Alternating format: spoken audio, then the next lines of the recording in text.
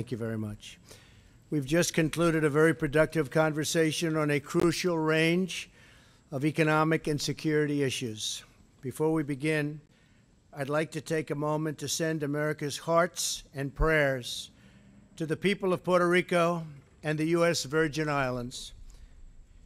Both have been devastated, and I mean absolutely devastated, by Hurricane Maria, and we're doing everything in our power to help the hard-hit people of both places, Puerto Rico and the Virgin Islands. Honored to have you. Honored to welcome. And we have been really treated very, very nicely by the governor and by everybody else. They know how hard we're working and what a good job we're doing. As we speak, FEMA, our great first responders, and all available federal resources, including the military, are being marshaled to save lives, protect families, and begin a long and very, very difficult restoration process. I have directed all relevant departments and agencies to assist in the response and recovery effort.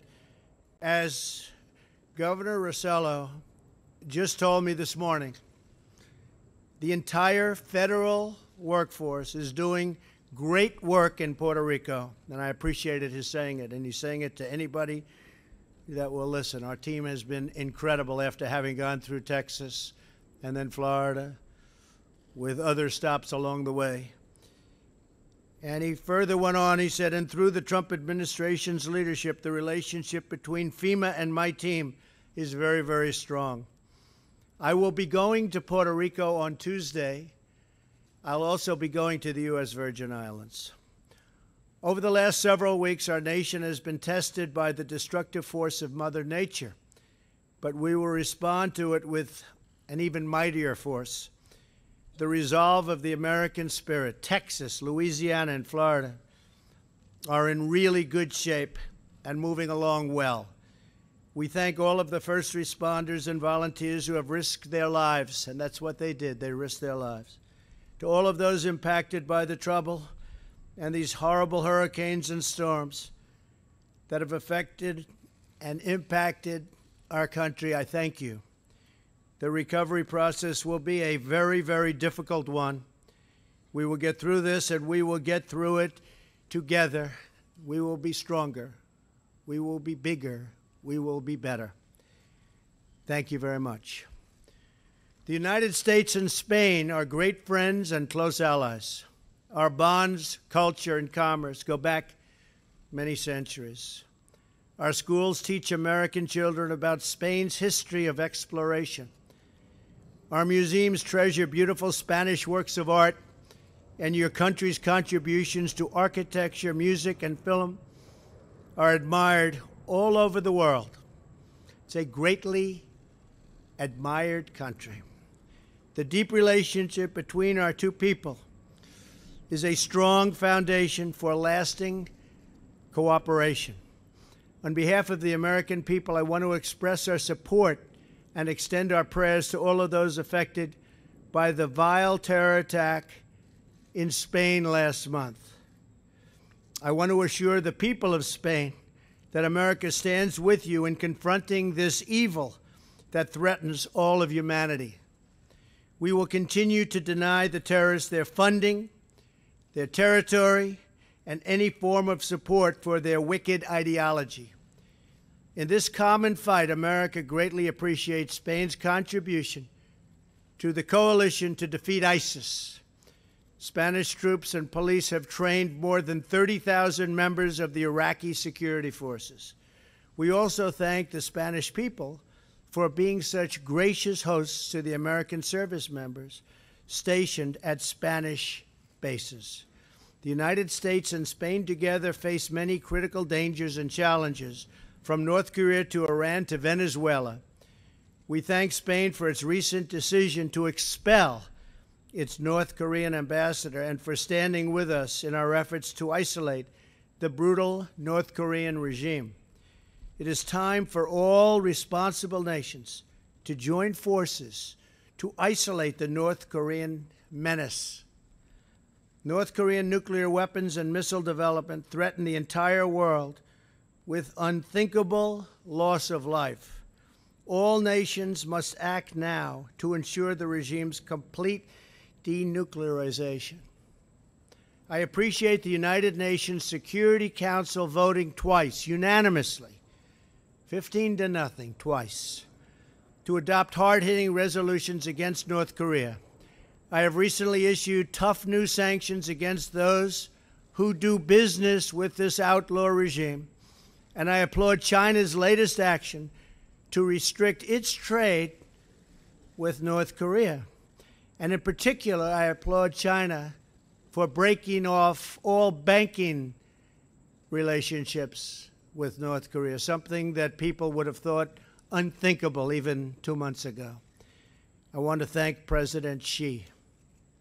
Here in the Western Hemisphere, we have seen the heartbreaking tragedy of Maduro's socialist rule in Venezuela. Spain has been especially helpful in promoting the interests and well-being of the Venezuelan people, and we thank you for your efforts. We hope our friends in the EU will soon follow the United States, Canada, and many Latin American nations in sanctioning the Maduro regime. We need everybody involved. The citizens of Venezuela have endured immense suffering, poverty, starvation, and dangerous political unrest under Maduro's oppressive socialist regime. Together, Spain and the United States hope for peace, for the restoration of democracy, and for the release of all political prisoners. Wherever socialism spreads, misery follows. The people of Venezuela deserve a future of freedom. These are great people. In the economic arena, we support trade that benefits both Spain and the United States, which means it must be fair and it must be reciprocal, such an important word. Hasn't been used very much in the United States. Reciprocal. Spain is the 10th largest investor in the United States, and I commend Spanish business leaders for their confidence in America and the American worker, and considering the fact that our stock market has just hit all-time highs. I think they probably like the United States very much right now. This is a time for both tremendous opportunity for our world, but also serious dangers. As I said at the United Nations, which future really is up to us. If we empower our citizens, serve their needs, and appeal to all that is best in the human spirit, then I have no doubt we will succeed like never, ever before. Mr. President, I look forward to working with you to build this future of prosperity and peace for both Spain and for the United States of America. Thank you very much. Thank you. Thank you, Mr.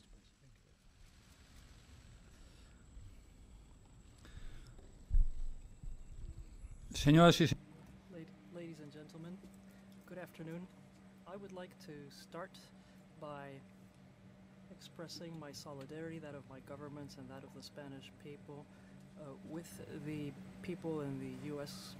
Government after the terrible events President Trump just referred to, and that took place in Texas, Florida, and other U.S. regions, and Puerto Rico. We hope and we wish that even if what happened can't be changed, we hope that in the future we can do as best as possible for everyone. President Trump and I had a working meeting today which was very productive, and we went through our bilateral relations. Spain and the United States are two great partners. We share values, democracy, freedom, respect for human rights, the rule of law, and we have institutional, cultural, corporate ties which are very important. Relations between the two countries have been excellent, and we must continue to work to strengthen those relations even more, especially in the economic arena. That's why our priorities to strengthening the economy and job creation are key. Trade between the two countries is growing sustainably. The United States is our second top trading partner outside of Europe. the United States is our top destination of exports outside the European Union. And regarding investments, it's the second top destination of Spanish investments and the top investor in Spain. For many years, Spanish companies have invested in the U.S. They're creating many stable and high-quality jobs in different sectors, such as the financial industry and energy. And this has been possible thanks to the establishment of subsidiaries in the United States by 600 Spanish companies, and they will continue to create jobs. That's why they follow closely investment opportunities in the United States, and they can contribute their technology and their experience to the United States. I've also given details on to President Trump on Spain's role in different crises which are important to us all. For instance, he referred to our participation in the coalition against Daesh and the crisis due to nuclear proliferation in North Korea. Combating terrorism was something we talked about at length. Spain has a long-standing experience in this area, and just like the United States, we've been hit by jihadi terrorist attacks on our soil. Both countries have agree on anti-terrorist policy, and we cooperate very closely in the police, military, and intelligence areas. I've also said that I'm sure that we still need to do a lot in the area of intelligence. We need to improve the coordination mechanisms in the area of cybersecurity or preventing recruitment and financing of terrorists. I've also underscored Spain's role as a member of the global coalition against terrorism and our deployment in Iraq, which is very large. We're the fourth largest contributor, and we've trained over 32,000 officers. In addition to that, I've told President Trump that we would increase our commitment with the new phase after the fall of Mosul by contributing a new financial package to rebuild Iraq. We also have long relations in the area of defense, both in NATO and bilaterally with the Spanish bases, which are used by both our countries in Rota and Moron, and which are increasingly important strategically. Our defense agreement goes back to 1988. At the time, Spain was in the back seat of the alliance. Right now we're at the forefront. Daesh, Sahel, Libya. So the defense and security relation is excellent, but we would like that to spill over into other areas of the bilateral relation. President Trump and I have gone through the political and economic situation in our countries.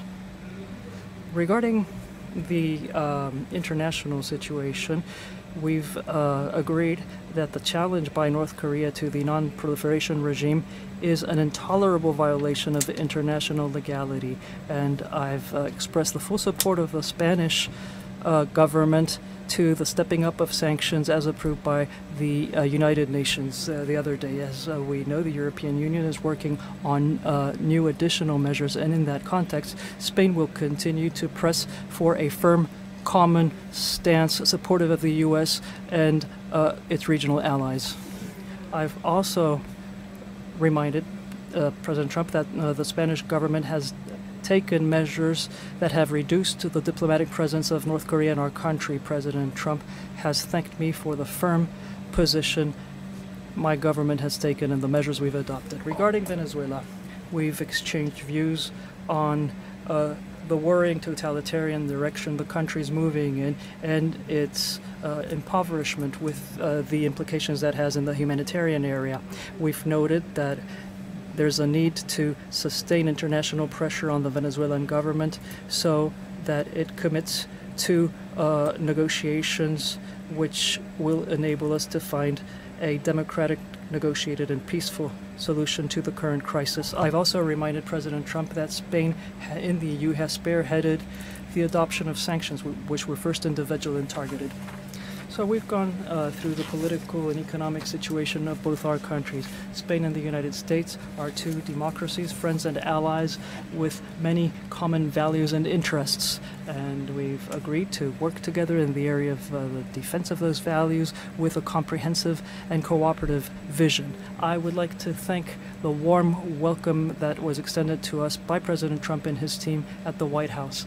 And I would also like to underscore the friendship that exists between the United States and Spain. Thank you. Thank you very much. Steve Holland, please. Reuters. Don't get nervous, Steve. Preoccupied with the NFL instead of dealing with Puerto Rico. Why isn't that a fair assessment? Well, I wasn't preoccupied with the NFL. I was ashamed of what was taking place because to me that was a very important moment. I don't think you can disrespect our country, our flag, our national anthem. To me, the NFL situation is a very important situation. I've heard that before about was I preoccupied. Not at all. Not at all. I have plenty of time on my hands. All I do is work. And to be honest with you, that's an important function of working. It's called respect for our country. Many people have died. Many, many people. Many people are so horribly injured. I was at Walter Reed Hospital recently, and I saw so many great young people, and they're missing legs, and they're missing arms, and they've been so badly injured. And they were fighting for our country. They were fighting for our flag. They were fighting for our national anthem. And for people to disrespect that by kneeling during the playing of our national anthem, I think is disgraceful. So I will also say that, again, I read you part of his quote, but the governor of Puerto Rico is so thankful for the great job that we're doing. We did a great job in Texas, a great job in Florida, a great job in Louisiana. We hit little pieces of Georgia and Alabama. And frankly, we're doing, and it's the most difficult job because it's on the island. It's on an island in the middle of the ocean. It's out in the ocean. You can't just drive your trucks there from other states. And the governor said we are doing a great job. In fact, he thanked me specifically for FEMA and all of the first responders in Puerto Rico. And we're also mentioning with that the U.S. Virgin Islands. It was devastated. So we are totally focused on that. But at the same time, it doesn't take me long to put out a wrong, and maybe we'll get it right. I think it's a very important thing for the NFL to not allow people to kneel during the playing of our national anthem, to respect our country and to respect our flag. Okay? Thank you.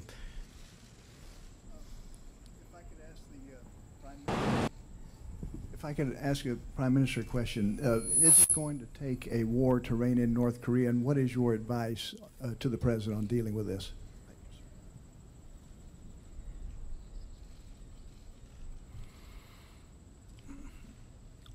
Bien, ninguno tenemos. No one wishes for there to be a war anywhere in the world, but it's true that the recent events in North Korea, with implications in the neighboring countries, very important countries, and means that we all have to be forceful, and those of us who defend the values of democracy, freedom, and human rights have to let North Korea know that it isn't going anywhere in that direction. For the time being, sanctions have been adopted. Spain will support any political decision which will contribute to putting an end to this situation, which has nothing to do with the principles and values most of Western and global democracies defend. A ver, adelante. Gracias. Buenas tardes, José. Thank you, José Miguel Blanco from FA. We don't know whether during your conversation you discussed the Catalan situation, and this is a question for President Trump. Do you support what the Spanish government is doing regarding Catalonia? And I'd like to ask the President of the Spanish government whether he fears there might be a unilateral declaration of independence in Catalonia, and what would the government do then? Well, I think that Spain is a great country and it should remain united. We're dealing with a great, great country and it should remain united. I've been watching that unfold. but it's actually been unfolding for centuries. And I think that nobody knows if they're going to have a vote. I think the president would say they're not going to have a vote, but I think that the people would be very much opposed to that. I can say, only speaking for myself, I would like to see Spain continue to be united. Bien,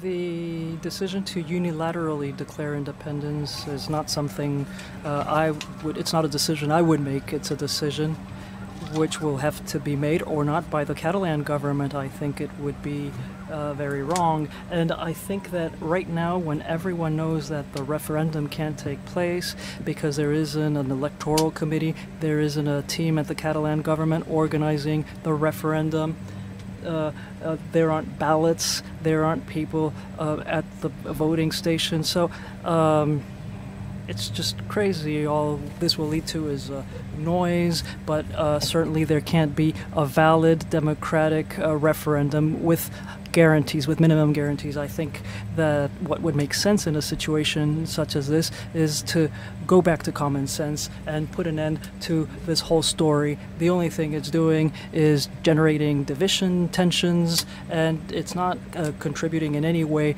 to the citizen situation. So I want this to be resolved as soon as possible.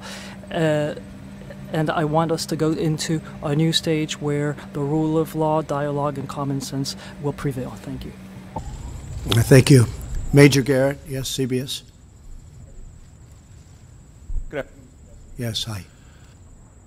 Day began in Puerto Rico with government officials saying maybe and talking about the threat of death mere hours away. Are you truly satisfied with what the government has done so far in Puerto Rico?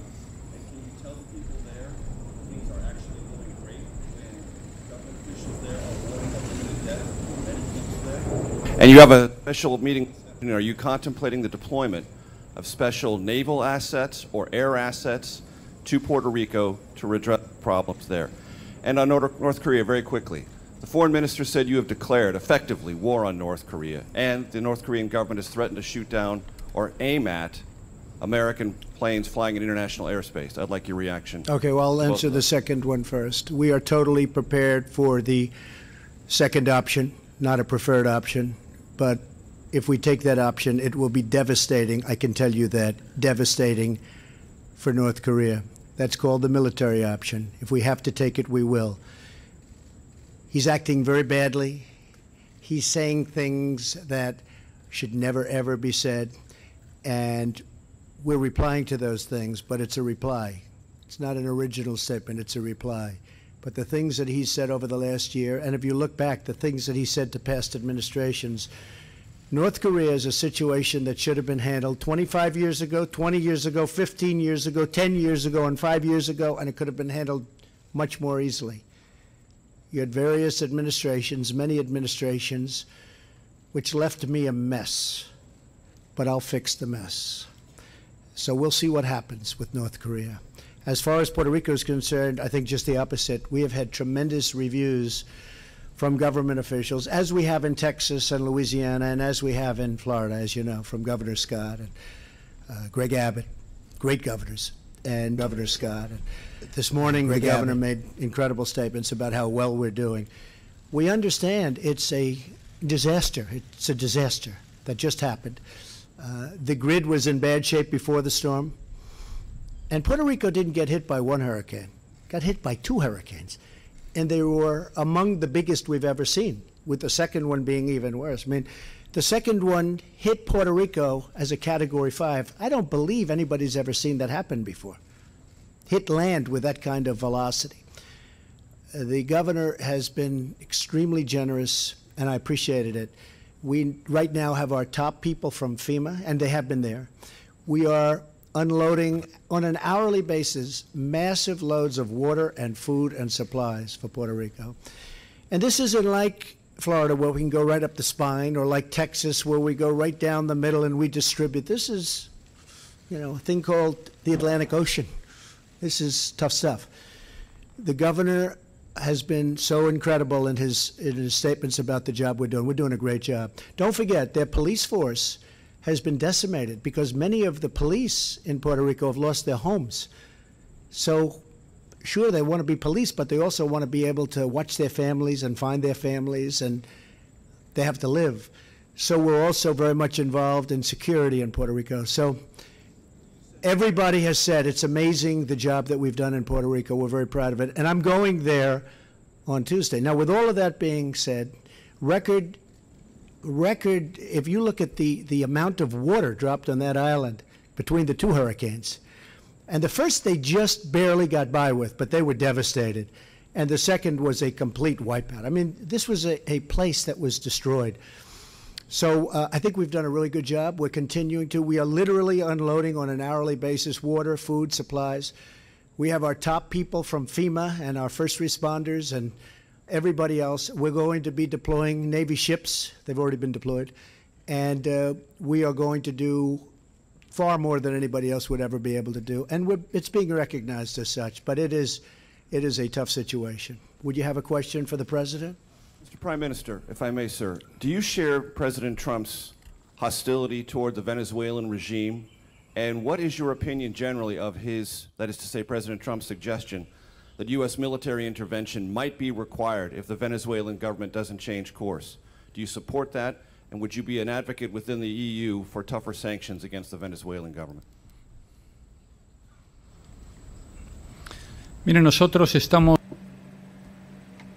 Well, we're spearheading in the European Union a proposal to impose sanctions on Venezuela. What is happening in Venezuela is unacceptable. Venezuela traditionally was a democratic country, and at this time it's no longer a democratic country. There are political prisoners in Venezuela. There are people who are in jail only because they think differently than Mr. Maduro. And I was the first prime minister to receive Lilian Tintori, who's the wife of Leopoldo Lopez, who was jailed because Mr. Maduro didn't like him.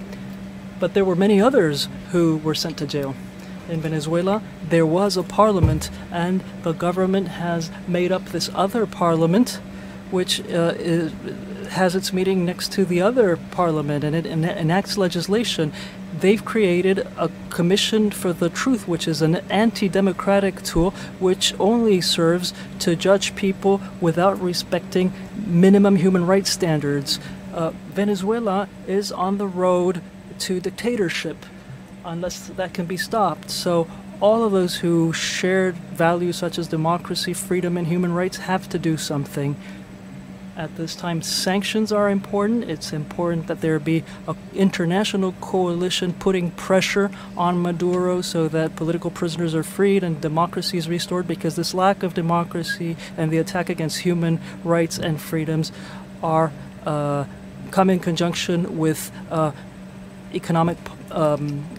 terrible economic situation with a 300% inflation rate, with problems supplying foods and medicines to people. So it's a really tragic situation, and I think that we in the United States and Spain, have a responsibility towards Venezuela. There are a lot of Spaniards living in Venezuela, and I'm worried about them and the rest, but they certainly worry me. So I think that the international community should be forceful with regards to Venezuela. Gracias, buenas tardes. Thank you. Pilar Santos from El Periódico de Cataluña.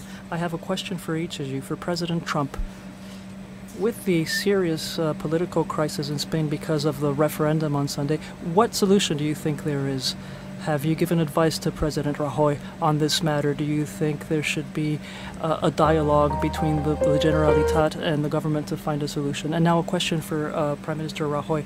It seems that what you're doing in Catalonia, the way you're managing things in Catalonia, is having an impact on the budget, and I'd also like to know whether you think that the situation with the PNV party can be resolved, or do you think that you will have to call early elections? Thank you very much. Well, I think the people of Catalonia have been talking about this for a long time, but I bet you if you had accurate numbers and accurate polling, you'd find that they love their country, they love Spain, and they wouldn't leave.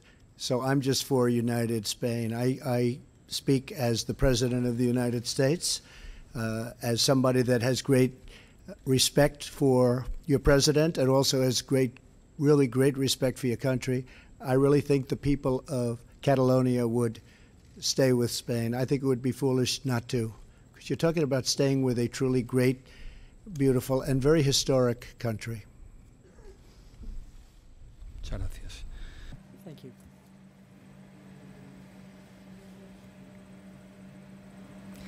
We will be delaying the budget in Parliament because we think that when we submit the budgets, we will need the needed support to approve them. We're talking with different political parties, as you know, and I don't think we'll have any problems if we continue to work down this line. I don't think we'll have any problems in approving them within a reasonable time frame, but we are looking for a majority, just like we did last time around when we voted the budget. At any rate, I'm not thinking at all about calling early elections as a result of what we were saying. Muchas gracias. Mr. President, thank you very much. Thank you.